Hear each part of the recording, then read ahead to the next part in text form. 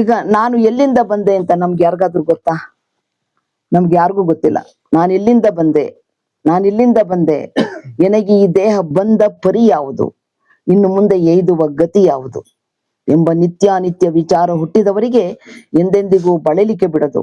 ಸ್ವತಂತ್ರ ನಿಜಗುರು ಸ್ವತಂತ್ರ ಸಿದ್ಧಲಿಂಗೇಶ್ವರ, ನೀವು ಭರಿಸಿದ ಭವಾಂತರದಲ್ಲಿ ಬಹುತಿಹರಾಗಿ ನಾನು ಕಂಡು ಮರುಗುತ್ತಿದ್ದೇನು ಅಂತಾರೆ. ಅಂದ್ರೆ ನನ್ನ ಮೂಲ ನಾನು ಎಲ್ಲಿಂದ ಬಂದೆ, ಏನು ನಾನು ಎಲ್ಲಿ ಹೋಗ್ಬೇಕು ನನಗೇನು ಗೊತ್ತಿಲ್ಲ. ಆದ್ರೆ ಹುಟ್ಟು ಬಂದಿದ್ದೀವಿ, ನಮ್ಮದೇ ಆಗಿರತಕ್ಕಂಥ ಒಂದು ಸಂಸಾರವನ್ನು ಮಾಡ್ಕೊಂಡಿದೀವಿ, ನಮ್ಮದೇ ಆಗಿರತಕ್ಕಂಥ ಜೀವನ ಶೈಲಿಯನ್ನು ನಾವು ರೂಪಿಸ್ಕೊಂಡ್ಬಿಟ್ಟಿದೀವಿ. ಎಲ್ಲಿ ಹೋಗ್ಬೇಕಂತನೂ ಗೊತ್ತಿಲ್ಲ, ಮಾಡ್ಬೇಕಷ್ಟೇ. ಅದಕ್ಕೆ ಪೂರ್ಣ ನೆಲೆ ನಮಗ್ ಗೊತ್ತಿಲ್ಲ, ಬಂದಿದ್ದೀವಿ ಅಷ್ಟೇ.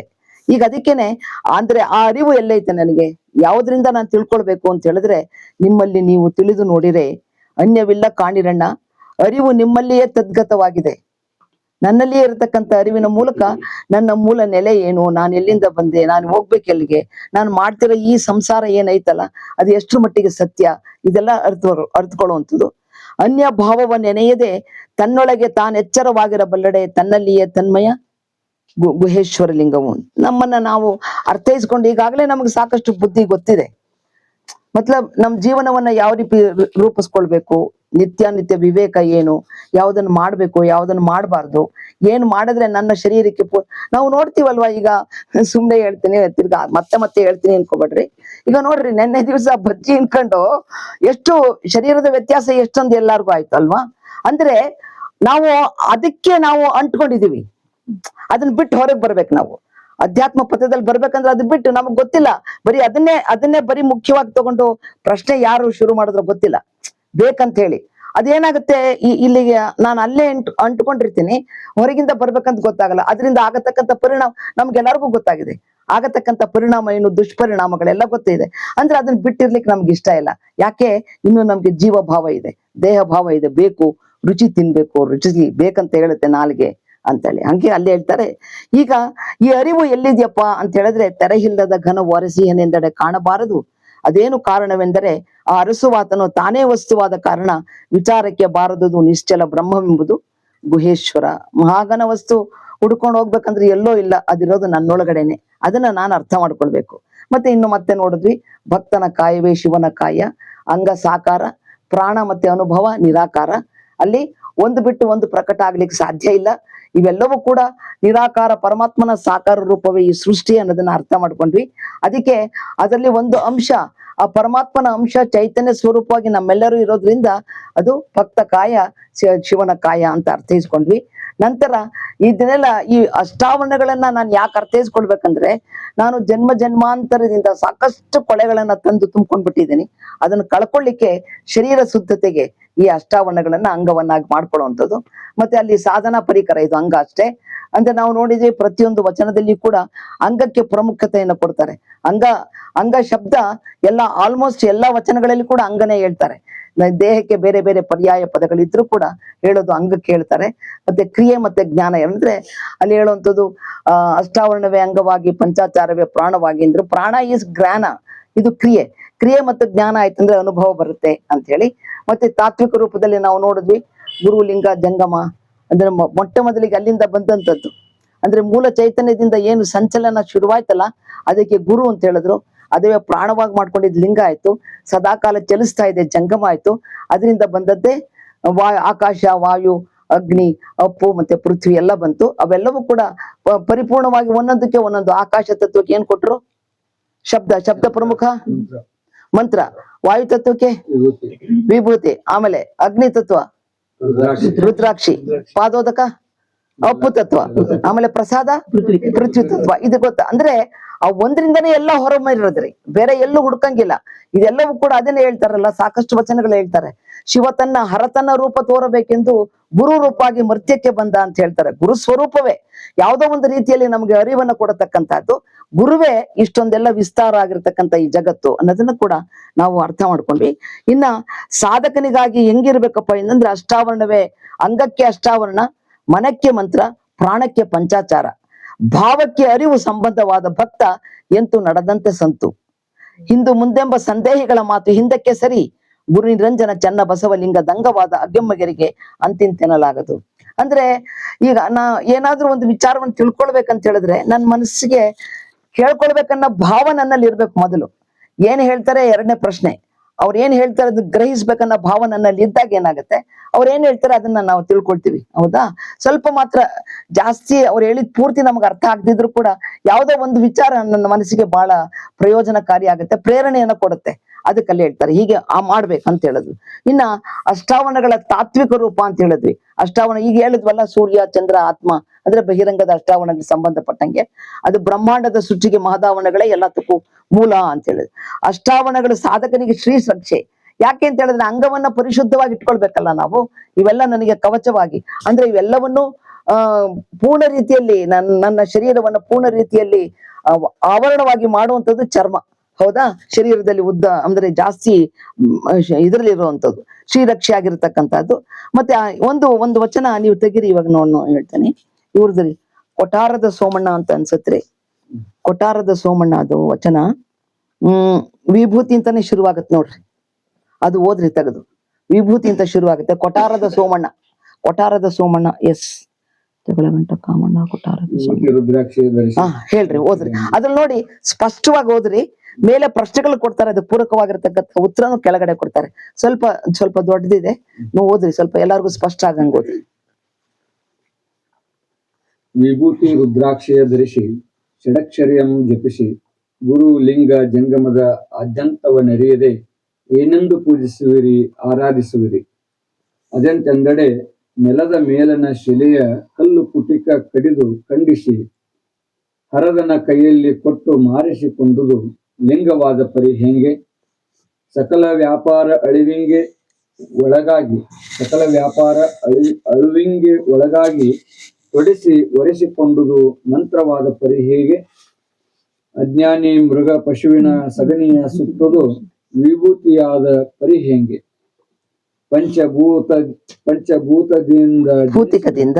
ಪಂಚಭೂತಿಕದಿಂದ ಜನಿಸಿದ ವೃಕ್ಷದ ಫಲ ರುದ್ರಾಕ್ಷಿಯಾದ ಪರಿ ಹೆಂಗೆ. ಸಕಲ ಜೀವ ಕರಗಿದ ಅಸಿಯ ಜಲ ತೀರ್ಥವಾದ ಪರಿ ಹೆಂಗೆ. ಸಕಲ ಪ್ರಾಣಿಗಳ ಆಹಾರ 18 ಧಾನ್ಯ ಕ್ಷುಧಾಗ್ನಿಯಲ್ಲಿ ಜನಿಸಿ ವಚನವಾದುದು ಪ್ರಸಾದವಾದ ಪರಿ ಹೆಂಗೆ. ಅದೆಂತೆಂದಡೆ ಮೇಲ್ಗಡೆ ಪ್ರಶ್ನೆಗಳು ಮಾಡಿದ್ರು ಅಷ್ಟಾವರಣಕ್ಕೆ, ಇಲ್ಲಿ ಉತ್ತರ ಕೊಡ್ತಾರೆ. ಅದೆಂತೆಂದಡೆ ನಿಗಮ ಶಾಸ್ತ್ರಕ್ಕೆ ಅಗಣಿತವಾದ ನಾದ ಬಿಂದುವಿಗೆ ನಿಲುಕದ ನಿತ್ಯ ತೃಪ್ತ ಪರಂಜ್ಯೋತಿ ಲಿಂಗದ ವೈಭವಕ್ಕೆ ಅಂಗವಾದುದು ಈ ಗುರು ವಲ್ಲ ಎಂದು. ಓದೋ ಶೈಲಿ ಬೇರೆ, ಸ್ವಲ್ಪ ನೋಡ್ರಿ ಹೇಳಿ. ನಿಗಮ ಶಾಸ್ತ್ರಕ್ಕೆ ಅಗಣಿತವಾದ ನಾದ ಬಿಂದುವಿಗೆ ನಿಲುಕದ ನಿತ್ಯ ತೃಪ್ತ ಪರಂಜ್ಯೋತಿ ಲಿಂಗದ ವೈಭವಕ್ಕೆ ಅಂಗವಾದುದು ಈ ಗುರುವಲ್ಲ ಎಂದು. ಈ ಗುರುವಲ, ಇದೇ ಗುರುನೇ ಅಂತ ಹೇಳೋದು. ಈ ಗುರುವಲ ಎಂದು ಹರಿದು ಹಂಗೆ ಮುಂದಕ್ಕೆ ಹಂಗೆ ಓದ್ಬೇಕು, ಅರ್ಥ ಆಗತ್ತೆ, ಕಷ್ಟ ಅರಿದು ಆ ಲಿಂಗದ ಚೈತನ್ಯ ಈ ಲಿಂಗವಲ್ಲ ಅಲ್ಲ, ಒತ್ತಿಲ್ಲ, ಒತ್ತಕ್ಷರ. ಅದೇ ಸತ್ಯವಾಗಿ ಹೇಳೋದು, ಪರ್ಟಿಕ್ಯುಲರ್ ಆಗಿ ಹೇಳದ್ರಿ. ಲಿಂಗವಲ್ಲ, ಅಲ್ಲೇ ಇಲ್ವಾ ಅಂತ ಹೇಳ್ತೀವಲ್ಲ, ಹಂಗೆ ಇಲ್ಲ ರೀ, ಲಾಕ್ಲವತ್ತಿಲ್ಲ. ಬೇಡ್ರಿ, ಇಲ್ಲ ಬಿಟ್ಟೇಳ್ರಿ, ಅದಕ್ಕೂ ಇಲ್ಲ. ಅಷ್ಟಾವರಣದಲ್ಲಿ ಬಂದಿದ್ದಕ್ಕೆ ಯಾವ್ದು ಒತ್ತಕ್ಷರ ಇಲ್ಲ ಅಲ್ಲಿ. ಇಲ್ಲಿ ನಿಗಮ ಶಾಸ್ತ್ರಕ್ಕೆ ಅಗಣಿತವಾದ ನಾದ ಬಿಂದುವಿಗೆ ನಿಲುಕದ ನಿತ್ಯ ತೃಪ್ತ ಪರಂಜ್ಯೋತಿ ಲಿಂಗದ ವೈಭವಕ್ಕೆ ಅಂಗವಾದುದು ಈ ಗುರುವಲ ಎಂದು ಅರಿದು ಆ ಲಿಂಗದ ಚೈತನ್ಯ ಈ ಲಿಂಗವಲ ಎಂದು ಅರಿದು ಮಾಡುವುದು ತನುಮನದನ ವಂಚನೆ ಎಳೆದು ಗುರು ಭಕ್ತಿ ಸನ್ನಿಹಿತವಾಗಿ ಆ ಲಿಂಗದ ವದನ ಈ ಜಂಗಮವಲ ಜಂಗಮಲವ ಎಂದರಿದು ಆ ತನುಮನದನ ವಂಚನೆ ಎಳೆದು ಜಂಗಮ ಭಕ್ತಿ ಸನ್ನಿಹಿತವಾಗಿ ಆ ಲಿಂಗದ ಕಾಯಕಾಂತಿಯ ಬೆಳಗಿನ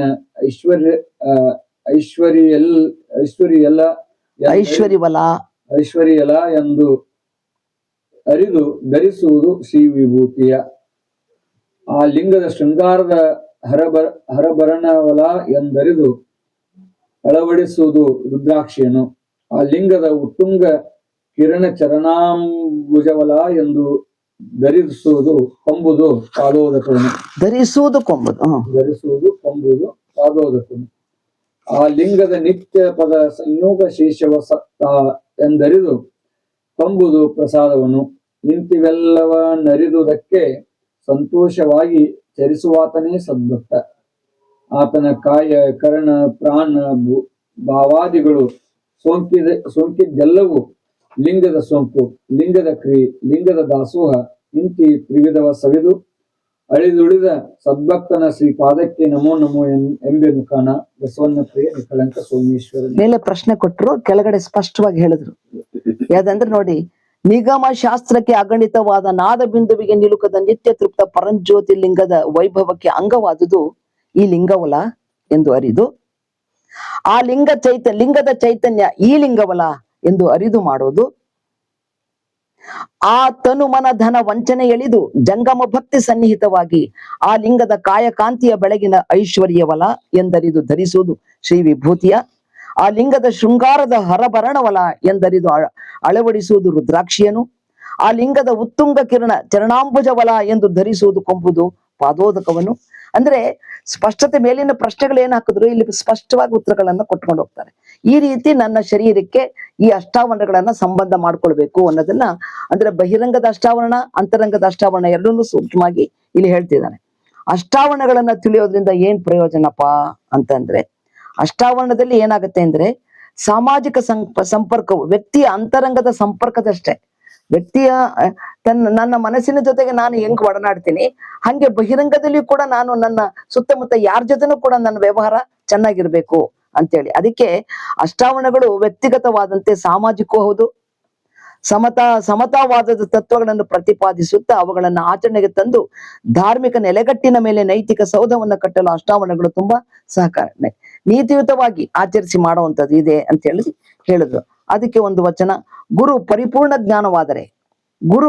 ಪರಿಪೂರ್ಣ ಜ್ಞಾನವಾದರೆ ಲಿಂಗ ಭಕ್ತನ ಮನದ ಸಂಕೇತ, ಜಂಗಮ ಮನದೊಳಗಿನ ಜ್ಞಾನವಾದರೆ ವಿಭೂತಿ ಜ್ಞಾನ ಪ್ರಕಾಶದ ಸಂಕೇತ, ರುದ್ರಾಕ್ಷಿ ಜ್ಞಾನದ ಸಾರವೃಷ್ಟಿಯಾದರೆ ಮಂತ್ರ ಭಕ್ತನ ನಾಮ ಸಂಕೇತ, ಪಾದೋದಕ ಜ್ಞಾನ ಸಾರವಾದರೆ ಪ್ರಸಾದ ಸಾಧಕನ ತೃಪ್ತಿ.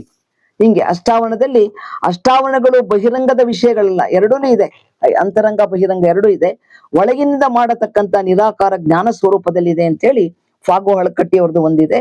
ಗುರುವೇ ಇಷ್ಟ, ಲಿಂಗವೇ ಪ್ರಾಣ, ಜಂಗಮವೇ ಭಾವ, ಪ್ರಸಾದವೇ ಚಿತ್ಕಾಯ, ಪಾದೋದಕವೇ ಶರಣ, ವಿಭೂತಿಯೇ ಅಂತರಂಗದ ಚಿತ್ಪ್ರಕಾಶ, ರುದ್ರಾಕ್ಷಿಯ ಚತುರ್ದಶೇಂದ್ರಿಯಗಳು, ಮಂತ್ರವೇ ಷಟ್ ಪ್ರಕಾರವಾದ ಮಂತ್ರ ತತ್ವ ಅಂತ ಹೇಳಿದ್ರು. ಇದನ್ನ ಪಡೆಯೋದು ಹೇಗೆ ಅಂದ್ರೆ, ನನಗೆ ಯಾವ ಆಧಾರದ ಮೇಲೆ ನನ್ನ ಈ ಸ್ಥೂಲ ಶರೀರಕ್ಕೆ ಅಷ್ಟಾವರಣಗಳನ್ನ ಸಂಬಂಧ ಮಾಡ್ಕೊಳ್ಳೋದು ಅಂದ್ರೆ, ನಿಮ್ಗೆ ಹೇಳಿದ್ದೆ ಇದನ್ನ, ಎನ್ನರುಹಿನಲ್ಲಿ ಗುರುವಾಗಿ ಬಂದು ನಿಂದಾನು.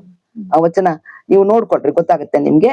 ಆಮೇಲೆ ಎನ್ನ ಪ್ರಾಣದಲ್ಲಿ ಲಿಂಗವಾಗಿ ಬಂದು ನಿಂದಾನು, ಜ್ಞಾನದಲ್ಲಿ ಜಂಗಮವಾಗಿ ಬಂದು ನಿಂದಾನು, ಎನ್ನ ಘ್ರಾಣದಲ್ಲಿ ಪ್ರಸಾದವಾಗಿ ಬಂದು ನಿಂದಾನು, ಜಿಹ್ವೆಯಲ್ಲಿ, ಇದೆಲ್ಲ ಗೊತ್ತಾಗಿದೆ ನಿಮ್ಗೆ ಅಲ್ವಾ, ಪಾದೋದಕ, ಜಿಹ್ವೆಯಲ್ಲಿ ಪಾದೋದಕವಾಗಿ ಬಂದು ನಿಂದಾನು, ನೇತ್ರದಲ್ಲಿ ರುದ್ರಾಕ್ಷಿಯಾಗಿ ಬಂದು ನಿಂದಾನು, ತ್ವಕ್ಕಿನಲ್ಲಿ ವಿಭೂತಿಯಾಗಿ ಬಂದು ನಿಂದಾನು, ಶ್ರೋತ್ರದಲ್ಲಿ ಪಂಚಾಕ್ಷರಿ ಮಂತ್ರವಾಗಿ ಬಂದು ನಿಂದಾನು, ಇಂತು ಎನ್ನ ಅಂಗದಲ್ಲಿ ಅಷ್ಟಾವರಣವಾಗಿ ಕರಸ್ಥಲಕ್ಕೆ ಇಷ್ಟಲಿಂಗವಾಗಿ, ಇವೆಲ್ಲವನ್ನು ಒಳಗೊಂಡಿರತಕ್ಕಂಥದ್ದು ಇಷ್ಟಲಿಂಗವಾಗಿ ಬಂದು ನಿಂದಾನು, ನಿರಂಜನ ಚನ್ನಬಸವಲಿಂಗ ತಾನೇ ನೋಡ ಎನ್ನ ಗುರುವರನು. ಗುರುವಿನ ಪ್ರತಿರೂಪವೇ ಇದೆಲ್ಲ ಅಷ್ಟಾವರಣಗಳು. ಅದು ಹೆಂಗಂದ್ರೆ, ಗುರು ಲಿಂಗ ಜಂಗಮವಾಗಿ ಪಾದೋದಕ ಪ್ರಸಾದ ವಿಭೂತಿ ರುದ್ರಾಕ್ಷಿ ಮಂತ್ರ ಎಲ್ಲವೂ ಆಗಿ ನನ್ನ ಶರೀರದಲ್ಲಿ ಒಂದೊಂದೇ ಬೇರೆ ಬೇರೆ ಆಯಾಮಗಳಲ್ಲಿ ಅದು ಬಂದು ನಿಂತಿದೆ ಅನ್ನೋದನ್ನ ಅಲ್ಲಿ ಹೇಳಿದ್ರು. ಅಂದ್ರೆ ಅಷ್ಟಾವರಣಗಳು ಈಗ ಅಲ್ಲಿ ಹೇಳಿದ್ವಲ್ಲ, ಹಿಂದೆನೂ ಇತ್ತು, ಇಲ್ಲ ಅಂತಲ್ಲ, ಅದಕ್ಕೆ ಒಂದು ವಿಶೇಷ ರೂಪವನ್ನು ಕೊಟ್ಟಂತವ್ರು ಬಸವಣ್ಣನವರು. ಮಾಡ್ತಿದ್ರು ಇಲ್ಲ ಅಂತಲ್ಲ, ಅದಕ್ಕೆ ಒಂದು ವಿಶೇಷ ರೂಪ ಕೊಟ್ಟಂತವ್ರು ಬಸವಣ್ಣನವರು. ಅಂದ್ರೆ ಅಷ್ಟಾವರಣಗಳು ವಂಶ ಪಾರಂಪರ್ಯವಾಗಿ ಬಂದವುಗಳಲ್ಲ, ಸದ್ಗುರುವಿನ ಸಂಸ್ಕಾರದಿಂದ ಪಡೆದುಕೊಳ್ಳತಕ್ಕಂಥದ್ದು. ಯಾವ ಅಂಗದಲ್ಲಿ ಯಾವ್ದನ್ನ ಧರಿಸ್ಬೇಕು ಅಂತೆಲ್ಲ ತಿಳ್ಕೊಂಡು ಮಾಡುವಂಥದ್ದು, ಸಂಸ್ಕಾರದ ಬಲದಿಂದ ಇವೆಲ್ಲ ನನಗೆ ಅರ್ಥ ಆಗತ್ತೆ, ನನ್ನ ಶರೀರಕ್ಕೆ ಅದನ್ನ ಮಾಡ್ಕೊಳ್ಳುವಂಥದ್ದು. ಇಷ್ಟಲಿಂಗ ದೀಕ್ಷೆಯಿಂದ ಸಂಸ್ಕಾರಗೊಂಡ ಸಾಧಕನೇ ಗುರುವಾಗುತ್ತಾನೆ. ಆಯ್ತಲ್ಲ, ಗುರು ತನ್ನ ವಿನೋದಕ್ಕೆ ತಾನೇ ಗುರುವಾದ, ಲಿಂಗವಾದ, ಜಂಗಮವಾದ, ಪಾದೋದಕ ಪ್ರಸಾದ ರುದ್ರಾಕ್ಷಿ ಮಂತ್ರ ಎಲ್ಲವೂ ಆಗ್ತಾನೆ ಅಂತ. ಅಂದ್ರೆ ಸಾಧನೆಯನ್ನ ಮಾಡಿ, ಆಚರಣೆಯನ್ನ ಮಾಡಿ, ಗುರುವಿನಲ್ಲಿ ವಿಶ್ವಾಸವನ್ನಿಟ್ಟು, ಗುರುವಿನಲ್ಲಿ ನಂಬಿಕೆಯನ್ನಿಟ್ಟು, ಗುರು ಹೇಳಿದ ಪ್ರತಿಯೊಂದು ವಿಚಾರಗಳನ್ನ ತನ್ನ ಜೀವನದಲ್ಲಿ ಆಚರಿಸಿದಾಗ ಮಾತ್ರ ಗುರುವಾಗಬಲ್ಲ, ಅವನೇ ಲಿಂಗ ಸ್ವರೂಪವಾಗಬಲ್ಲ, ಜಂಗಮ ಎಲ್ಲನೂ ಅಷ್ಟಾವರಣದ ಎಲ್ಲ ರೂಪವೂ ಆಗ್ಲಿಕ್ಕೆ ಸಾಧ್ಯ ಇದೆ ಅಂತ. ಆಮೇಲೆ ಅಷ್ಟಾವರಣಗಳು ಮಾಯಾವರಣಗಳನ್ನು ತೆಗೆದು ಹಾಕುತ್ತವೆ ಅಂತ. ಮಾಯ ನನ್ನಲ್ಲಿರತಕ್ಕಂಥ ಸಾಕಷ್ಟು ನಕಾರಾತ್ಮಕವಾದ ಭಾವನೆಗಳಿದೆ, ಅದನ್ನೆಲ್ಲ ಕಳೆಯೋದು ಅಷ್ಟಾವರಣಗಳಲ್ಲಿ. ಅಷ್ಟಾವರಣಗಳನ್ನ ನಾನು ಅಂಗದಲ್ಲಿ ನಾನು ಸಮಾಲೀನ ಮಾಡ್ಕೊಂಡೆ ಅಂತ ಹೇಳಿದ್ರೆ ನನ್ನಲ್ಲಿರತಕ್ಕಂಥ ಅವುಗಳನ್ನು ಕಳ್ಕೊಳ್ಳಿಕ್ಕೆ ಸಾಧ್ಯ ಆಗತ್ತೆ ಅಂತ ಹೇಳಿದ್ರು. ಅಷ್ಟಾವರಣಗಳನ್ನ ಕಾರ್ಯರೂಪಕ್ಕೆ ತರೋ ರೀತಿ ಯಾವುದು ಅಂತೇಳಿ ಇದನ್ನ ಓದಿದ್ವಿ ನಾವು. ಷಟ್ತ್ರಿಂಶತ್ ದೇಹಿ ಪರಮಾತ್ಮ, ಅಷ್ಟಾವರಣ ಶಿವನಿಂದ ಉದಯ ಆಗಿರ್ತಕ್ಕಂಥದ್ದು. ಅದಕ್ಕೆ ಅದನ್ನ ಒಂದು ಉದಾಹರಣೆ ಹೇಳಿದ್ವಲ್ಲ, ಅನ್ನ ಜಡ ಇರ್ತೈತಿ, ಅದನ್ನ ಪ್ರಸಾದ ಮಾಡಿದಾಗ ಅದು ಚೇತನ ಕೊಡ್ತೈತೆ ನಮ್ಗೆ. ಹಾಗೆ ಇದು ಕೂಡ ಅಷ್ಟಾವರಣಗಳು ಅನ್ನೋದನ್ನ. ಆಮೇಲೆ ಆವರಣಗಳಲ್ಲಿ ಅಂಗ ಯಾವುದರ ಆಶ್ರಯ ಆಗತ್ತೆ, ಅದೇ ಕರೆಕ್ಟ್. ಅಂದ್ರೆ ಕ್ರಿಯೆ ಮತ್ತೆ ಜ್ಞಾನ ಎರಡು ಇದ್ದಾಗ ಮಾತ್ರ ಇದನ್ನ ನಾನು ನನ್ನ ಶರೀರಕ್ಕೆ, ಸ್ಥೂಲ ಶರೀರಕ್ಕೆ ಸಂಬಂಧ ಮಾಡ್ಕೊಳ್ಳಿಕ್ಕೆ ಸಾಧ್ಯ ಅಂತ.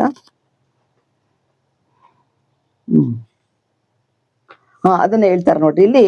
ಮೂರು ತತ್ವ ಅಂದ್ರೆ ಮತ್ತೆ ಅದನ್ನ ಎಲ್ಲ ಶರಣರು ಏನ್ ಕೊಡ್ತಾರೆ, ಪ್ರಮುಖವಾಗಿರತಕ್ಕಂಥದ್ದು ಮೂರು ತತ್ವ. ಇಲ್ಲಿ ಏನಿದೆ ನೋಡಿ, ನಿರಂಜನ, ನಿಶೂನ್ಯ, ನಿಷ್ಕಲ ಅಂತ ಹೇಳ್ತೀವಲ್ಲ, ಈ ಮೂರಕ್ಕೂ ಶೂನ್ಯ ತತ್ವ ಅಂತ ಹೇಳ್ತಾರೆ. ಇಲ್ಲಿಂದಾನೇ ಎಲ್ಲ ಉದ್ಭವ ಆಗತಕ್ಕಂಥದ್ದು. ಇಲ್ಲಿ ನಡೀತಿರುತ್ತೆ ಕ್ರಿಯೆ, ನನಗ್ ಗೊತ್ತಾಗಲ್ಲ. ಯಾವಾಗ ಇಲ್ಲಿಗೆ ಬಂದಾಗ ಹೊರಗಿನ ಪ್ರಪಂಚ ನೋಡಿದಾಗ ನನಗೆ ಅರ್ಥ ಆಗತ್ತೆ. ಮಹಾಲಿಂಗಕ್ಕೆ ಬಂದಾಗ ಮಾತ್ರ ಹೊರಗಿನ ಪ್ರಪಂಚ ನನಗೆ ಕಾಣುತ್ತೆ, ಅಲ್ಲಿ ಇಲ್ಲಿ ನಡೆಯತಕ್ಕಂಥ ಕ್ರಿಯೆ ಗೊತ್ತಾಗೋದಿಲ್ಲ. ಅದಕ್ಕಲ್ಲಿ ಹೇಳ್ತಾರೆ, ಇಲ್ಲಿ ತಾತ್ವಿಕವಾಗಿ ನಾನು ಅರ್ಥೈಸ್ಕೊಳ್ಬೇಕಂತ ಹೇಳಿದ್ರೆ ಎಲ್ಲಾ ಕ್ರಿಯೆಗಳು ಇಲ್ಲಿ ನಡೀತಿದೆ ಶೂನ್ಯ ತತ್ವ. ಶೂನ್ಯ ತತ್ವದಿಂದನೇ ಎಲ್ಲ ಹೊರಹೊಮ್ಮಿರ್ತಕ್ಕಂಥದ್ದು.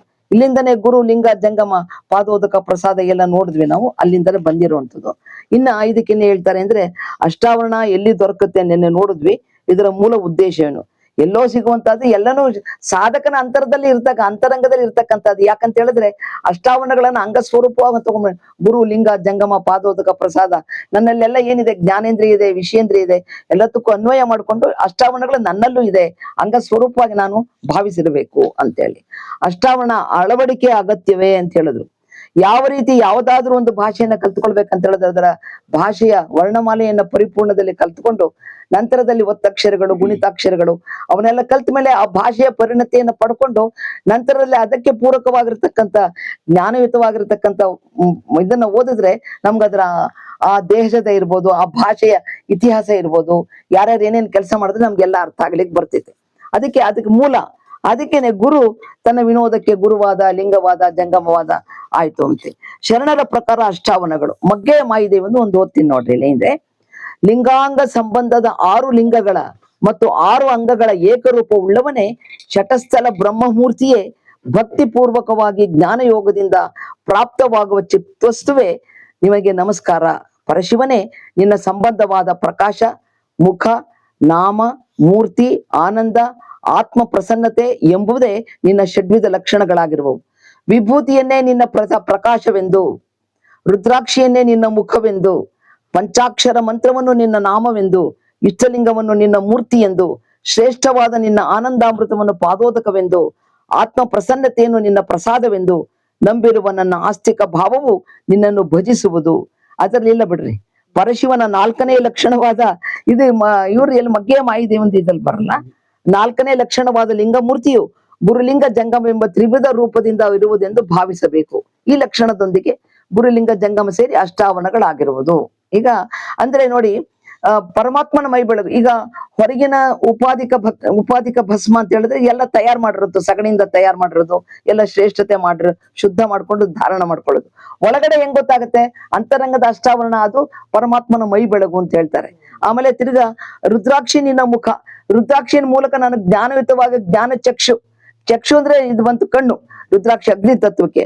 ಪಂಚಾಕ್ಷರ ಮಂತ್ರ ಅಂದ್ರೆ ಶ್ರೋತ್ರಕ್ಕೆ ಬಂತಂತ ಹೇಳಿದ್ರೆ ನಾನು ಇನ್ನೊಂದು ಹೇಳಿದೆ, ನಾನು ಸಾಧಕ ಮತ್ತೆ ಪರಮಾತ್ಮನೊಂದಿಗೆ ಸಾಕಾರ ಮತ್ತೆ ನಿರಾಕಾರದ ಜೋಡಣೆ ಮಂತ್ರದ ಮೂಲಕವೇ, ಬೇರೆ ಯಾವುದು ಮಾಧ್ಯಮ ಇಲ್ಲ. ಆಯ್ತಾ? ಆಮೇಲೆ ಮಂತ್ರ ಅದಾಯ್ತು.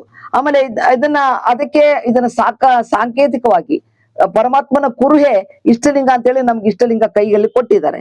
ಅದನ್ನ ನಾನು ಸಾಧನೆ ಮಾಡಿ ಆನಂದಾಮೃತವೇ ಅದ್ರಲ್ಲಿ ಏನು ಸಾಧನೆ. ಈಗ ನಾನು ಪೂಜೆ ಮಾಡಿ ಪಾದೋದಕವನ್ನು ತಗೊಳ್ಳೋದ್ರ ಬದಲು ಅಥವಾ ಏನಾದ್ರೂ ಈಗೆಲ್ಲ ನೋಡಿ ಎಲ್ಲರೂ ಸೇರ್ಕೊಂಡು ಪ್ರಸಾದ ಮಾಡಿದ್ವಿ, ಎಲ್ಲರಿಗೂ ಖುಷಿ ಆಯ್ತು, ಅಥವಾ ಏನೋ ಒಂಥರ ಸಂತೃಪ್ತಿ, ಹೊಟ್ಟೆ ಹಸಿವಾಗಿತ್ತು ತಿಂದ್ವಿ ಅಲ್ಲ, ಎಲ್ಲಾರು ಮಾಡಿದ್ದನ್ನ ಎಲ್ಲಾರು ಹಂಚ್ಕೊಂಡು ತಿಂದ್ವಲ್ಲ, ಅದು ಒಂಥರ ನಮ್ಗೆ ಪ್ರಸನ್ನತೆ. ಅದು ಇನ್ನು ನಮ್ಗೆ ಎಷ್ಟರ ಮಟ್ಟಿಗೆ ಒಳ್ಳೇದನ್ನಿಸ್ತೋ ಕೆಟ್ಟದನ್ನಿಸ್ತೋ ಗೊತ್ತಿಲ್ಲ, ಎಲ್ಲಾರು ಹಂಚ್ಕೊಂಡು ತಿಂದ್ವಲ್ಲ, ಎಲ್ಲರಿಗೂ ಸೇರ್ತಕ್ಕಂಥದ್ದು ಅದು ಪ್ರಸನ್ನತೆ, ಎಲ್ಲರಿಗೂ ಸಂತೃಪ್ತಿ. ಹೌದಾ? ಅದಕ್ಕಲ್ಲಿ ಹೇಳ್ತಾರೆ ಹಿಂಗೆ ಅದು ಆತ್ಮ ಪ್ರಸನ್ನತೆ, ಅದನ್ನ ತಗೊಳ್ಳೋದು, ಪ್ರಸಾದ ರೂಪವಾಗಿ ತಗೊಳ್ಳುವಂಥದ್ದು ಪ್ರಸನ್ನತೆ. ಪ್ರಸನ್ನತೆಯ ಪ್ರಸಾದವೇ ಅಲ್ಲಿ ಪ್ರಸಾದ ತತ್ವದ ನಿಲುವು ನನ್ನ ಅಂತರಂಗಕ್ಕೆ ಆಗುವಂಥದ್ದು. ಇಷ್ಟ ಆಯ್ತಾ? ಇಲ್ಲಿ ಹೇಳ್ತಾರೆ ಗುರುಲಿಂಗ ಜಂಗಮ ಅಷ್ಟವ. ನೋಡ್ರಿ, ನಿನ್ನ ನೀ ತಿಳಿದು ನೋಡಿದಡೆ ಶಿವಮಯ ಜಗತ್ತು ನೋಡ. ಓಂಕಾರ ಪ್ರಣವವೇ ಪ್ರಕೃತಿಯಾಗಿ, ಓಂಕಾರದಿಂದನೇ ಪ್ರಾರಂಭ ಆಯ್ತು. ನಾವೆಲ್ಲ ನೋಡಿದ್ವಿ ಸೃಷ್ಟಿಯಲ್ಲೇ ಬಂದಿದ್ದು ಆಕಾರ ಉಕಾರ ಮಕಾರ ಚಿನ್ನಾದ ಬಿಂದು ಚಿತ್ಕಳೆ, ಆಯ್ತಾ? ನಮ್ಮೂಲ ಚಿತ್ ಸೇರಿ ಓಂಕಾರ ಆಯ್ತು. ಓಂಕಾರ ಶಿವತತ್ವ, ಅಲ್ಲಿಂದ ಬಂದದ್ದೇ ಶಕ್ತಿ ತತ್ವ, ನಮ ಶಿವಾಯ, ಓಂ ನಮ ಶಿವಾಯ, ಶಕ್ತಿ ಶಿವಶಕ್ತಿ ಸಂಪುಟ, ಇಲ್ಲಿಂದನೇ ಪ್ರಾರಂಭ ಆಯ್ತು. ಅದಕ್ಕೆ ಹೇಳ್ತಾರೆ ಓಂಕಾರ ಪ್ರಣವದ ಪ್ರಕೃತಿಯಾಗಿ ನಿಂತಿತ್ತು, ನಕಾರ ಪ್ರಣವದ ಪೃಥ್ವಿಯಾಗಿ ನಿಂತಿತ್ತು. ನಕಾರ ಯಾಕೆ? ಪೃಥ್ವಿ ತತ್ವಕ್ಕೆ, ಆಧಾರ ಚಕ್ರಕ್ಕೆ.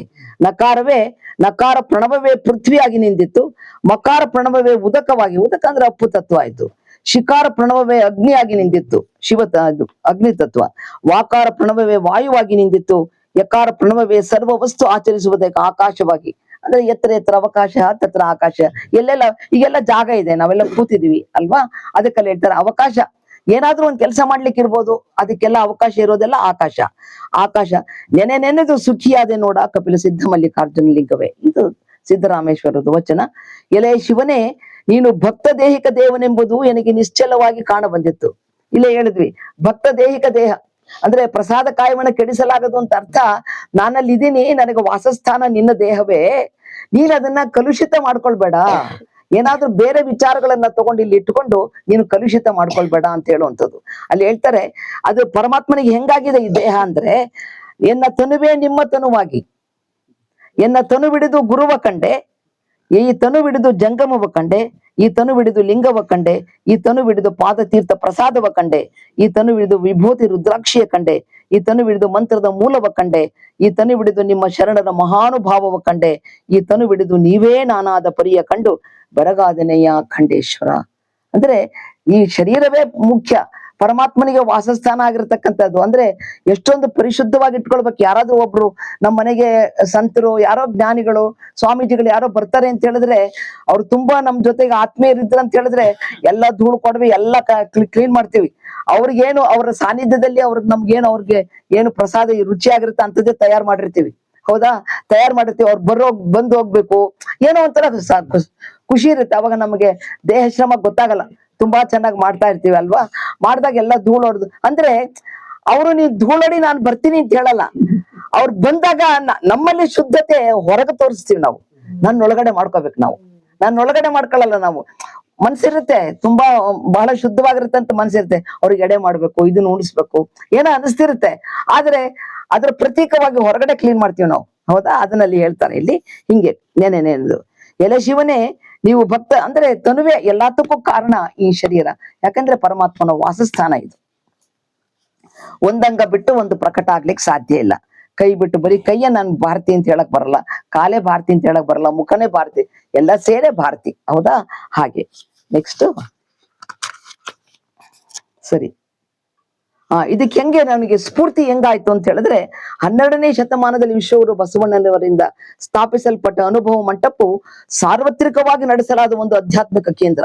ಅದ್ರಲ್ಲಿ ಹೇಳ್ತಾರೆ, ಇದರಲ್ಲಿ ಧನ್ಯನಾದಿ ಅನ್ನೋದ್ರಲ್ಲಿ ಐತಲ್ಲ, ಅವರು ಆ ಮಧುಕರ ಶಾಸ್ತ್ರಿ ಯೋಚನೆ ಮಾಡ್ತಾರೆ, ಅಲ್ಲ ನಮ್ಮ ಕಾಲದಲ್ಲಿ ಹೆಂಗಿತ್ತು, ಈಗ ಏನು ಕೆಲ್ಸಕ್ಕೆ ಬಾರದಂತ ಜನ ಯಾರನ್ನ ನಾವು ನಿಕೃಷ್ಟವಾಗಿ ನೋಡ್ತಿದ್ರು, ಅವರು ಪ್ರಧಾನಿ ಕಚೇರಿ ಎತ್ತಂಗ ಆಯ್ತಲ್ಲ.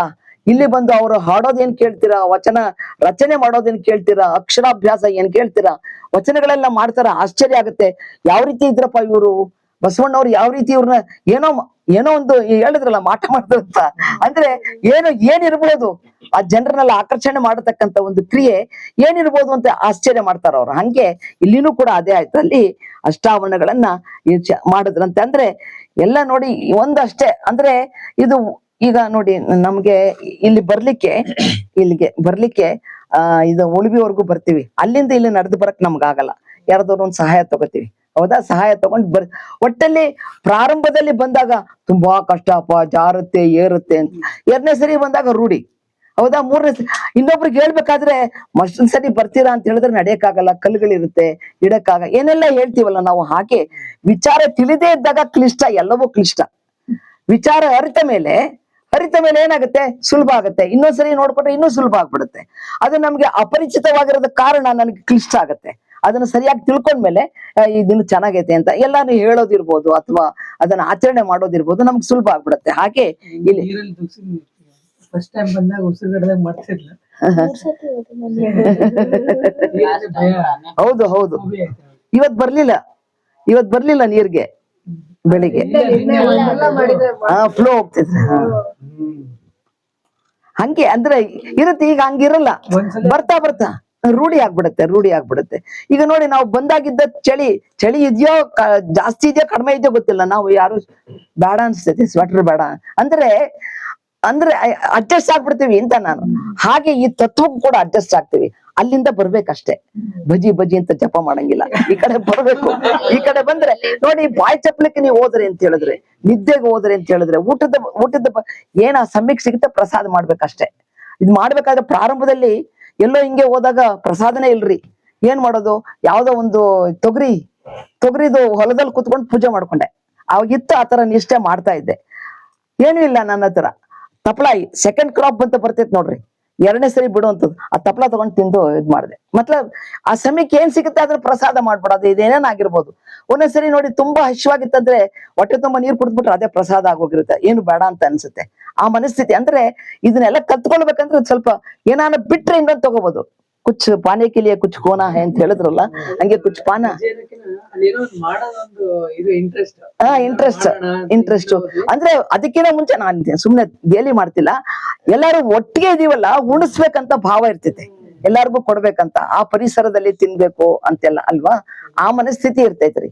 ಉಣಿಸ್ಬೇಕು, ತಿನ್ನಿಸ್ಬೇಕು.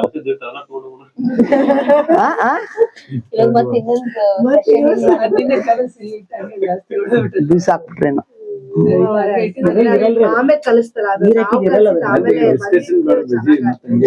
ಅಂತ ಉದ್ದೇಶ ಅಷ್ಟೇ, ನನ್ಗೇನೇನಿಲ್ಲ.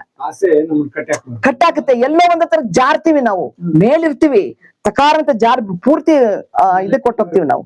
ಅದ್ ಆಗ್ಬಾರ್ದಂತ ಅಷ್ಟೇ. ಜಾಗ್ರ ಇದೀವಲ್ಲ, ಜಾಗ್ರ ಆಗೇ ಇರ್ಬೇಕು. ಏನ್ ಸಿಗತ್ತೆ ಅದನ್ನ ಪ್ರಸಾದ ಮಾಡ್ಬೇಕು.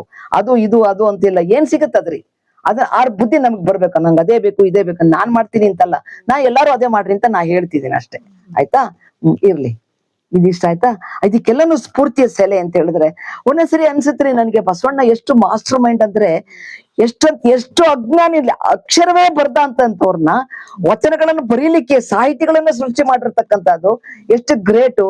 ಮತ್ತೆ ಬಸವಣ್ಣವ್ರ ಟೆಕ್ನಿಕ್ ಏನಿತ್ತು ಗೊತ್ತಿಲ್ಲ ಅಲ್ವಾ. ಅವ್ರು ಎಲ್ಲಿ ಕೂಡ ಜೋರ್ ಮಾಡಿರೋದಾಗ್ಲಿ ಗಬರ್ಸಿರೋದಾಗ್ಲಿ ಎಲ್ಲೂ ಇಲ್ಲ, ಉದಾಹರಣೆಗಳು ಇಲ್ವೇ ಇಲ್ಲ. ಯಾರನ್ನು ಡಿಗ್ರೇಡ್ ಮಾಡಿರೋದಾಗ್ಲಿ ಅಥವಾ ನೀನ್ ಯಾಕೆ ಮಾಡಿ ಎಲ್ಲೂ ಇಲ್ಲ. ಅದು ನೀವು ಹುಡುಕಿದ್ರು ಸಿಗೋಂಗೆ ಇಲ್ಲ ಬಿಡ್ರಿ ಅಲ್ವಾ. ಆ ರೀತಿ ಮನಸ್ಥಿತಿ ಇದ್ದಂಥವ್ರು ಎಲ್ಲರನ್ನೂ ಕೂಡ ಎಷ್ಟು ಯಾವ ರೀತಿ ಮೇಲಕ್ಕೆ ಎತ್ತಿದ್ರು, ಆ ಮನಸ್ಥಿತಿ ಎಲ್ಲರಿಗೂ ಬರ್ಬೇಕು. ಆಯ್ತಾ?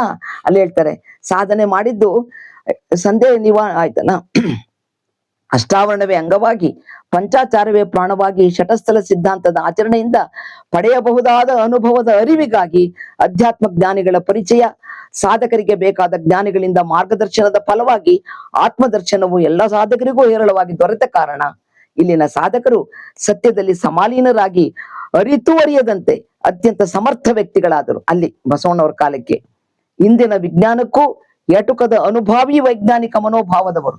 ನಾನು ಅದೇ ಅಂತೀನಿ, ನಾನು ಒಂದೊಂದ್ಸರಿ ಅನ್ಸುತ್ತೆ, ಅನುಭಾವಿ ಆಗಿರ್ತಕ್ಕಂಥ ವಿಜ್ಞಾನಿ ಅನುಭಾವಿ ಆಗಿರ್ಬೇಕ್ರಿ. ವಿಜ್ಞಾನದ ಬಗ್ಗೆ ಏನೇನು ವಿಕಾಸವಾದ ಐತೆ ಇವತ್ತವರೆಗೂ ಅದನ್ನೆಲ್ಲ ಡಿಸ್ಪ್ಲೇ ಮಾಡ್ಬೋದು, ಹೇಳ್ಬೋದು. ಅನುಭಾವಿ ಆದ್ರೆ ಅವನಿಗೆ ತೋರಿಸ್ತಾನೆ ಅಷ್ಟೇ, ಅನುಭವ ಅವನ್ ಪಡ್ಕೋತಾನೆ. ಅನುಭವ ಇನ್ನೊಬ್ರಿಗೆ ಹೇಳಕ್ ಬರಂಗಿಲ್ಲ. ಬೇಕಾದಷ್ಟು ಹೇಳ್ತಾರೆ ಅವ್ರು, ವಿಜ್ಞಾನವಾಗಿ ವೈಜ್ಞಾನಿಕವಾಗಿ ಎಲ್ಲಾನು ಹೇಳ್ತಾರೆ, ಇದಿದೆ ಅಂತ ಎಲ್ಲಾನು ಹೇಳ್ತಾರೆ. ಅನುಭವ ಏನು ಅವ್ರು ಪಡ್ಕೋತಾರಲ್ಲ ಅದನ್ನ ಹೇಳಕ್ ಬರಲ್ಲ. ಇದು ಅನುಭವ ವೇದ್ಯವಾಗಿರ್ತಕ್ಕಂಥದ್ದು ಸಾಹಿತ್ಯ. ಎಲ್ಲರೂ ಸಾಧನೆ ಮಾಡೇ ಅನುಭವಿಸ್ಬೇಕೇ ಹೊರತು ಅವ್ರು ಯಾರೋ ತಿಂದ್ರು ಖಾರ ಐತೆ ಹುಡಿ ಐತೆ ಅಂತ ಹೇಳಕ್ ಬರಂಗಿಲ್ಲ. ನಾನ್ ತಿಂದ್ರೆ ಮಾತ್ರ ನನಗ್ ಗೊತ್ತಾಗತ್ತೆ. ಅದಕ್ಕೆ ಗುರುಲಿಂಗ ಜಂಗಮಕ್ಕೆ ಆಧಾರ ಬಸವಣ್ಣ. ಬೆಳಗ್ಗೆ ಯಾರು ಹೇಳಿದ್ರಲ್ಲ, ಪಾದೋದಕ ಪ್ರಸಾದಕ್ಕೆ ಆಧಾರ ಬಸವಣ್ಣ, ಸರ್ವಾಪತ್ತಿಗೆ ಆಧಾರ ಬಸವಣ್ಣ, ಸ್ವರ್ಗ ಮರ್ತ್ಯ ಪಾತಾಳಕ್ಕೆ ಬಸವಣ್ಣನ ಚೈತನ್ಯವಲ್ಲದಿಲ್ಲ. ಆ ಬಸವಣ್ಣನ ಶ್ರೀಪಾದಕ್ಕೆ ನಮೋ ನಮೋ ಎನ್ನುತ್ತಿದ್ದ ಅಂಬಿಗರ ಚೌಡಯ್ಯರು ಅವರೇ ಹೇಳ್ಬೇಕಂತ ಹೇಳಿದ್ರೆ ಬಸವಣ್ಣವ್ರ ಗ್ರೇಟ್ನೆಸ್ ಎಷ್ಟಿದೆ ಅಂತ ನಾವು ತಿಳ್ಕೊಳ್ಬಹುದು. ಮತ್ತೆ ಇದು ಸ್ವಲ್ಪ ವೈಜ್ಞಾನಿಕವಾಗಿ ಹೇಳ್ತೇನೆ ಒಂಚೂರು.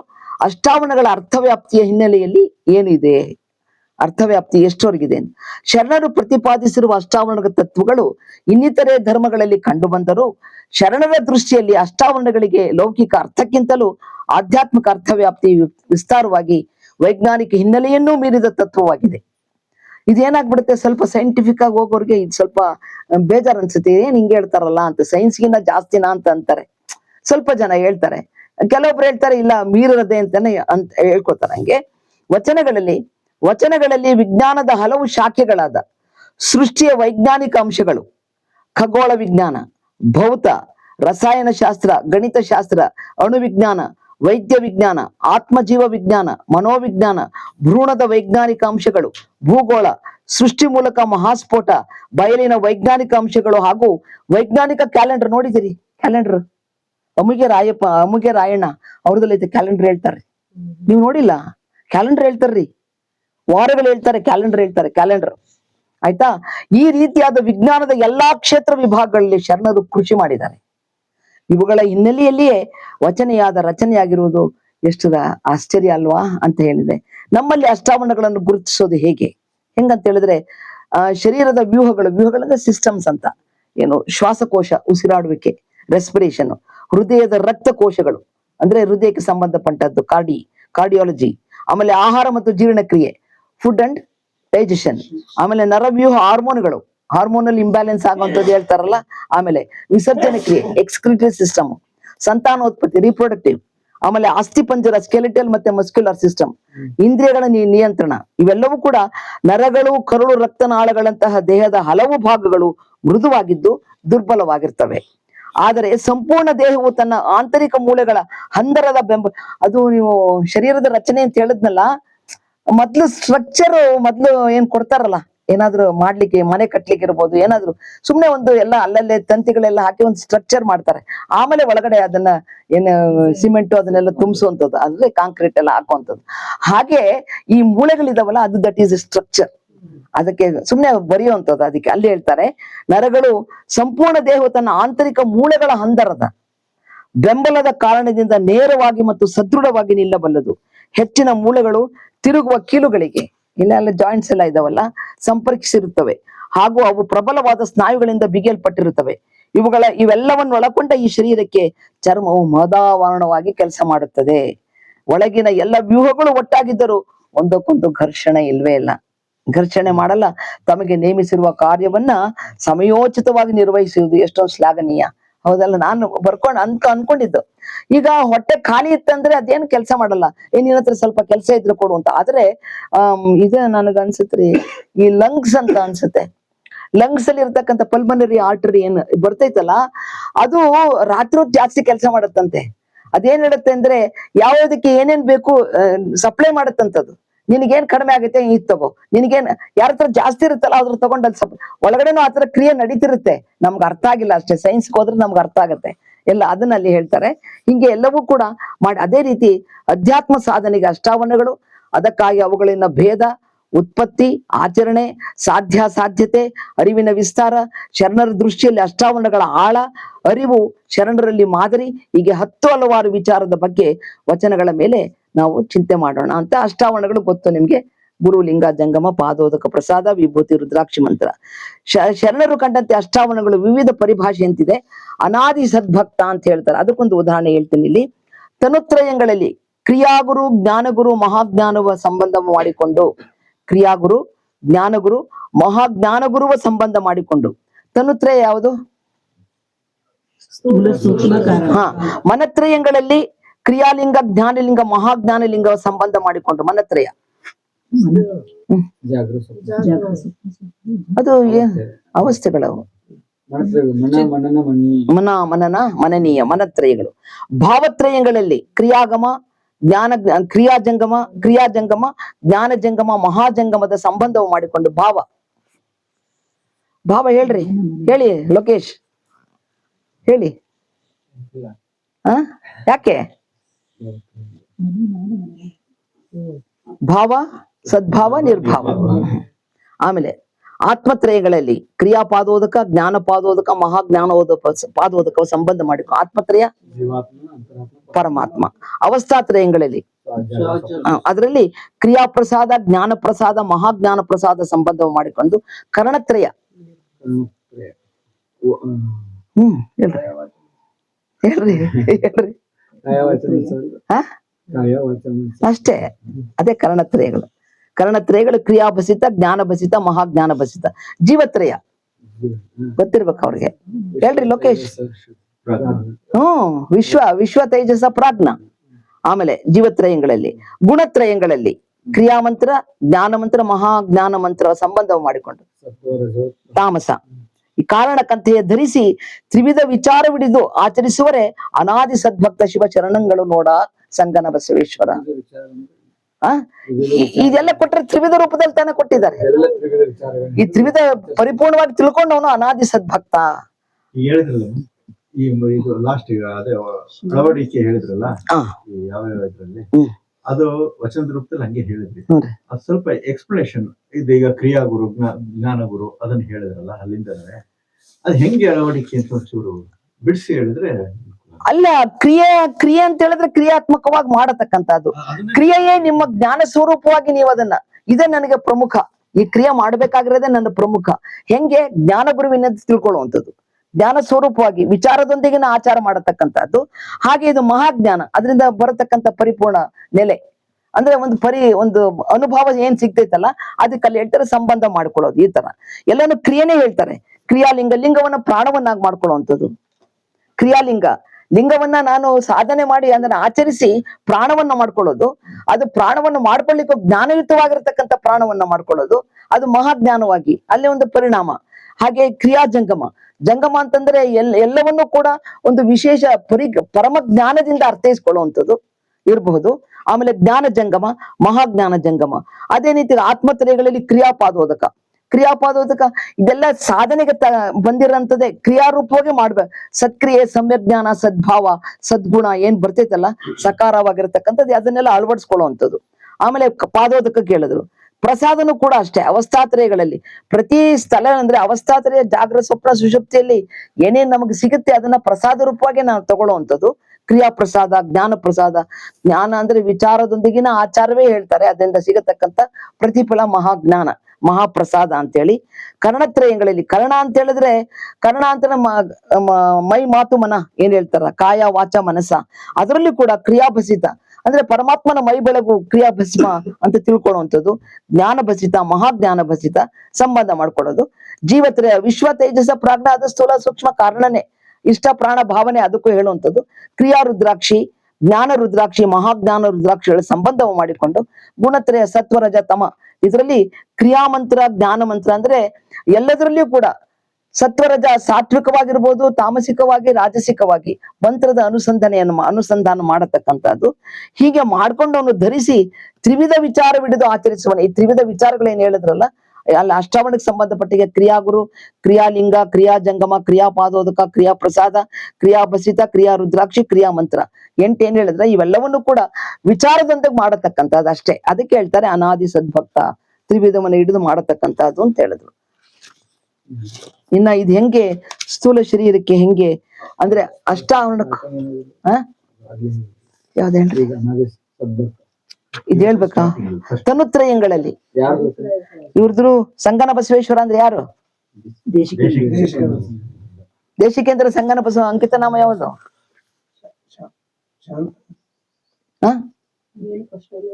ಗುರು ನಿರಂಜನ. ಏನದು? ಯಾರ್ದು? ದೇಶ. ಇದು ಯಾರ್ದು? ಸಂಗನ ಬಸವೇಶ್ವರ ಅಂದ್ರೆ ಯಾರ್ದು?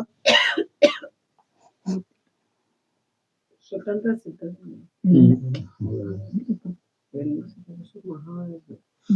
ಹೇಳ್ರಿ. ಅದಿನ ಮಾಡಿಲ್ರಿ ಅವ್ರಿ, ಅಷ್ಟು ಮಾಡ್ಬೇಕು.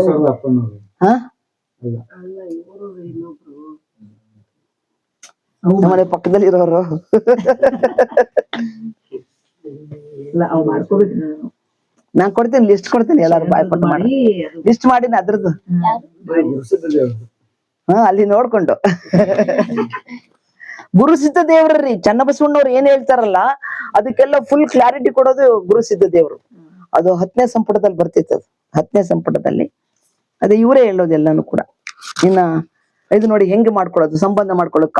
ಇದು ಅಷ್ಟಾವರಣಗಳು. ಇದಕ್ಕೇನ್ ಹೇಳ್ತಾರಲ್ಲ ಕ್ರಿಯಾಲಿಂಗ, ಭಾವಲಿಂಗ ಏನ್ ಹೇಳಿದಲ್ಲ, ಅನಾದಿ ಸದ್ಭಕ್ತ ಅಂತ ಹೇಳಿದ್ರೆ ಇದಕ್ಕೆ ಹೇಳುವಂಥದ್ದು ಮೂಲಕ್ಕೆ ಹೋಗುತ್ತಲ್ಲಿ ಕಾರಣ ಶರೀರಕ್ಕೆ ಸಂಬಂಧಪಟ್ಟಿದ್ದು. ತನುತ್ರಯ ಅಂದ್ರೆ ಕ್ರಿಯಾಗುರು, ಜ್ಞಾನಗುರು, ಮಹಾಜ್ಞಾನಗುರು, ಅದಕ್ಕೆ ಸ್ಥೂಲ ಸೂಕ್ಷ್ಮ ಕಾರಣ.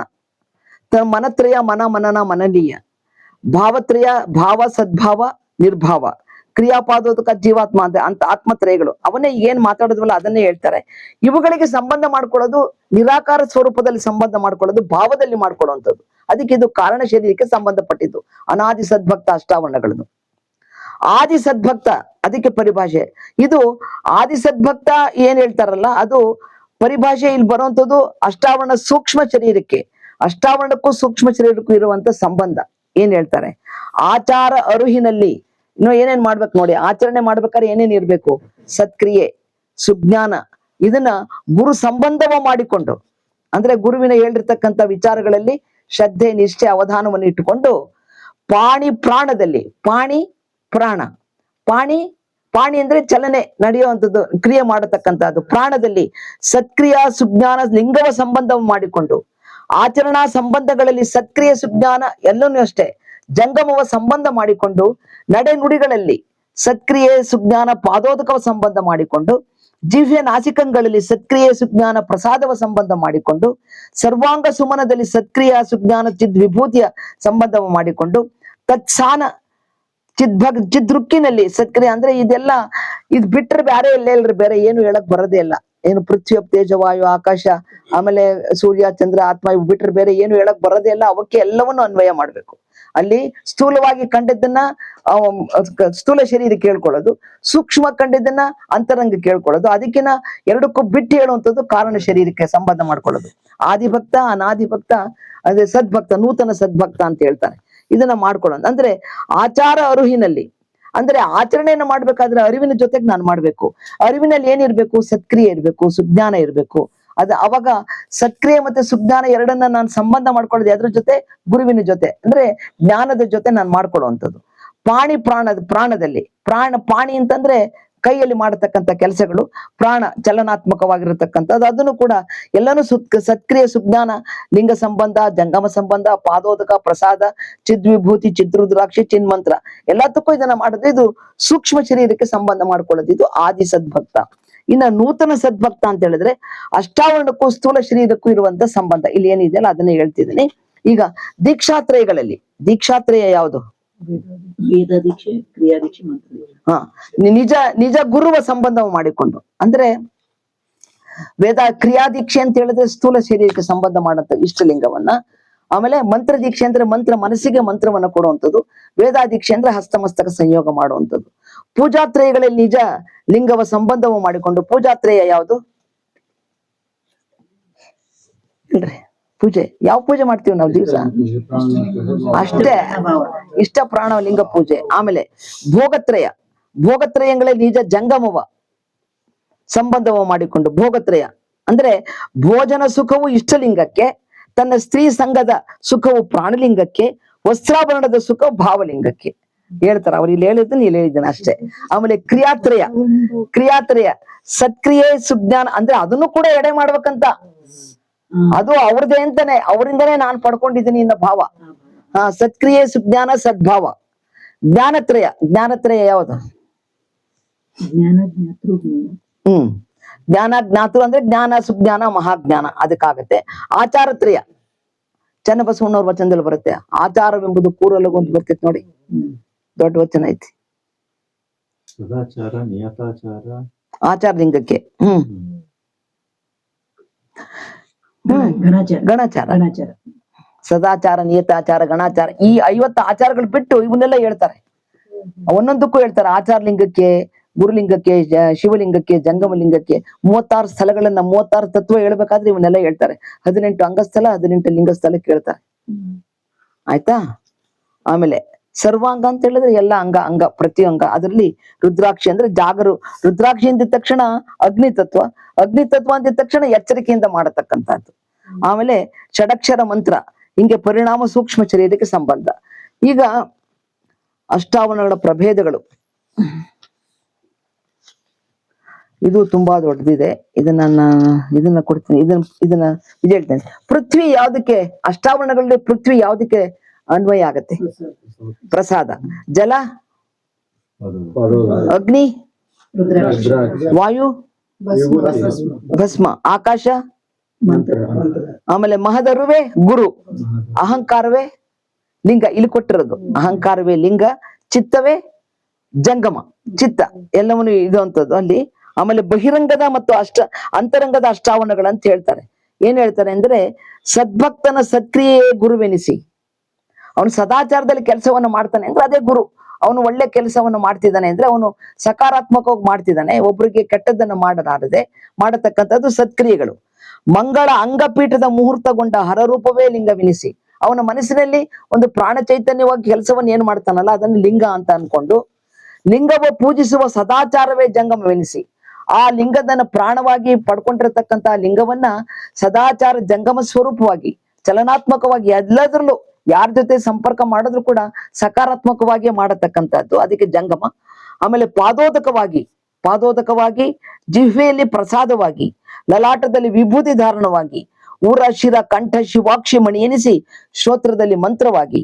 ಇಂತೂ ಇವು ಬಾಹ್ಯ ಅಷ್ಟಾವರಣದ ಕ್ರಮವೆನಿಸಿತ್ತು. ಇನ್ನು ಅಂತರಂಗದಿ ಆತ್ಮನ ಅರುಹೇ ಗುರುವೆನಿಸಿತ್ತು. ಅಂತರಂಗ ಬಹಿರಂಗ ಎರಡೂ ಹೇಳ್ತಿದ್ದೇನೆ. ಆತ್ಮನ ಅರುವೇ ಗುರುವೆನಿಸಿತ್ತು, ಪ್ರಾಣವೇ ಲಿಂಗವಾಗಿ ತೋರಿತ್ತು, ಪರಿಪೂರ್ಣ ಪರವಸ್ತುವಿನ ಜ್ಞಾನವೇ ಜಂಗಮವೆನಿಸಿತ್ತು. ಜಿಹ್ವಾಗ್ರವೇ ಪಾದೋದಕ, ನೇತ್ರದಲ್ಲಿ ನಾಶಿಕವೇ ಪ್ರಸಾದ, ತ್ವಕ್ಕಿನಲ್ಲಿ ಶ್ರೀ ವಿಭೂತಿ, ನೇತ್ರದಲ್ಲಿ ಪರಾಕ್ಷಮಣಿ, ಕರ್ಣದಲ್ಲಿ ಮೊಳಗುವ ಮಂತ್ರದಿಂದ ಕೂಡಿಕೊಂಡ ಈ ಪರಿಯೇ ಅಂತರಾತ್ಮದಷ್ಟಾವರಣವೆನಿಸಿತು. ನೀನೊಂದು ಇದ್ದು ಇಂತು ಪರಿಯಲ್ಲಿ ಪೂಜೆ ಪೂಜಕ ಪೂಜ್ಯ ನೆನೆಸಿ ಮೆರೆದಿಯಲ್ಲ ನಿರುಪಮ ನಿರಾಳ ಮಹತ್ಬ್ರಹ್ಮ. ಯಾರ್ದಿದು? ನೋಡ್ರಿ ಗೊತ್ತು.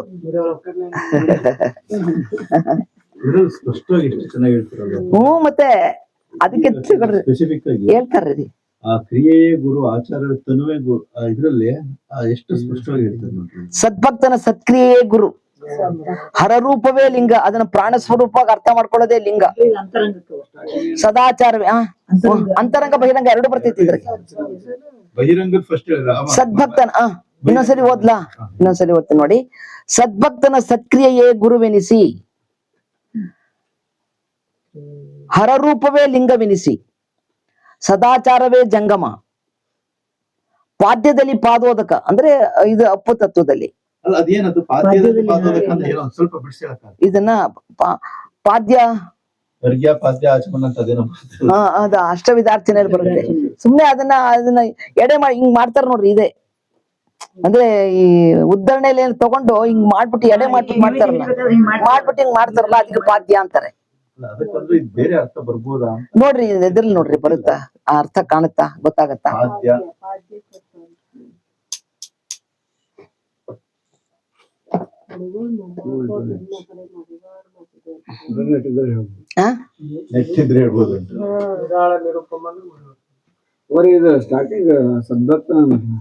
ಸದ್ಭಕ್ತನ ಇಲ್ಲ ಅದೇ ಐತ್ರಿ ಅಲ್ಲಲ್ಲ. ಸದ್ಭಕ್ತನ ಸತ್ಕ್ರಿಯೆ ಗುರುವೆನಿಸಿ.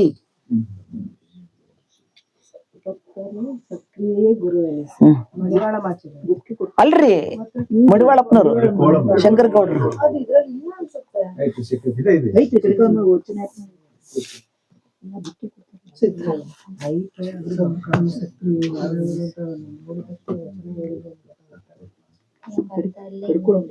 ಏನಮ್ಮ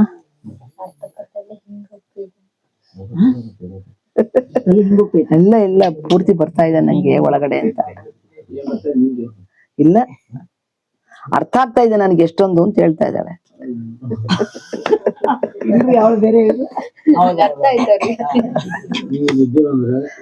ಇಲ್ಲ ನಿದ್ದೆ ಬಂದಿತ್ತು.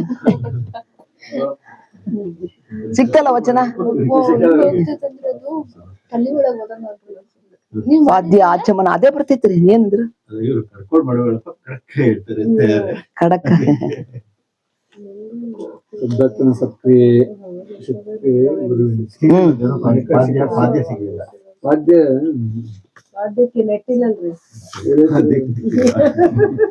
ನಾ ಬರ್ಕೊಂಡಿದ್ದೇನೆ ಇದ್ರಲ್ಲಿಲ್ಲ. ನೀವು ಅಲ್ಲೇ ಅರ್ಥ ಬರ್ಬಿಟ್ರೆ ಚೆನ್ನಾಗಿ ಓದೋದು. ಆ? ಇಲ್ಲ ಬರಲ್ಲ. ಪಾದ್ಯದಲ್ಲಿ ಪಾದೋದಕವಾಗಿ ಜೀವಿಯಲ್ಲಿ ಪ್ರಸಾದ ರಸ ಗೊತ್ತಿಲ್ಲ ರೀ, ನೋಡೋಣ. ಲಲಾಟದಲ್ಲಿ ವಿಭೂತಿ, ಊರಾಶಿರ ಕಂಠದಲ್ಲಿ ರುದ್ರಾಕ್ಷಿ, ಶ್ರೋತ್ರದಲ್ಲಿ ಮಂತ್ರ, ಜಿಹ್ವೆಯಲ್ಲಿ ಪ್ರಸಾದ.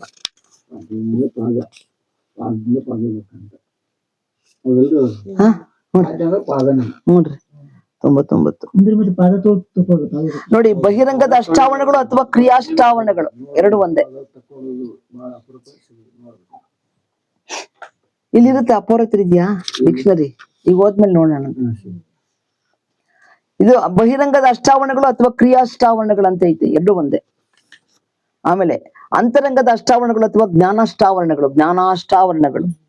ಆತ್ಮನವರು ಹೇ ಗುರು, ಪ್ರಾಣವೇ ಲಿಂಗ, ಜ್ಞಾನವೇ ಜಂಗಮ, ಜಿಹ್ವಾಗ್ರವೇ ಪಾದೋದಕ, ನಾಶಿಕವೇ ಪ್ರಸಾದ, ತ್ವಕ್ಕಿನಲ್ಲಿ ವಿಭೂತಿ, ನೇತ್ರದಲ್ಲಿ ಪರಾಕ್ಷಮಣಿ, ಕರ್ಣದೊಳು ಮಂತ್ರ.